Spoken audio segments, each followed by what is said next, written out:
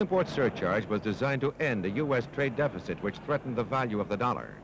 Wall Street reacted strongly to the president's message, but foreign goods seemed threatened. The mark and the yen were revalued, and Treasury Secretary Connolly attended a series of conferences with world monetary leaders.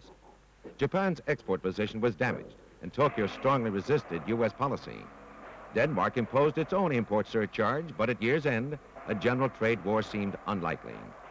Meanwhile, phase one of wage and price control succeeded in slowing down domestic inflation.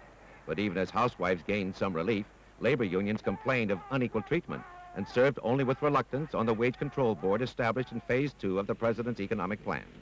A coast-to-coast dock strike further complicated the nation's economy through much of the year.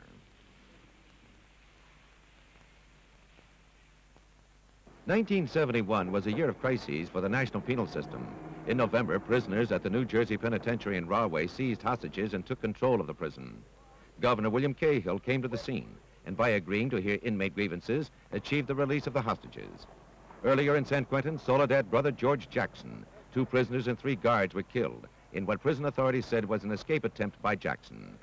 Jackson's mother said he had been set up by prison authorities because of his revolutionary activities. Black Panthers gave him a martyr's funeral.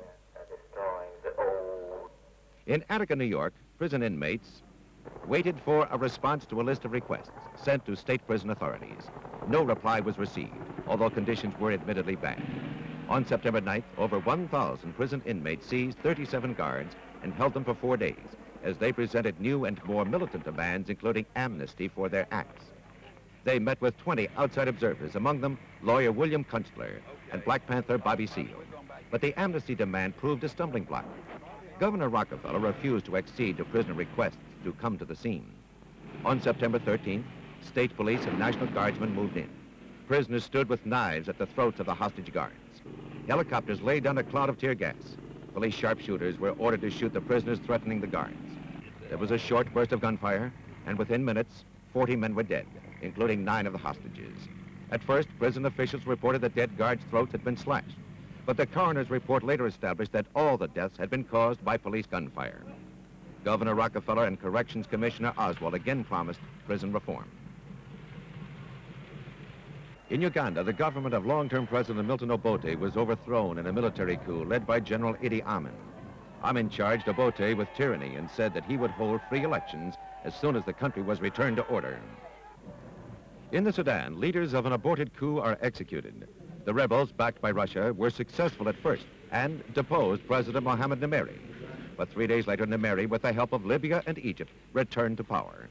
Relations between Libya and Egypt and the Soviet Union cooled noticeably.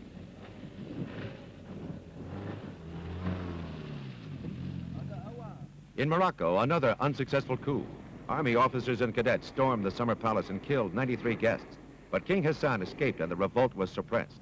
Hassan charged Libya with inciting the coup, but said he did not give a royal damn. 10 coup leaders were executed.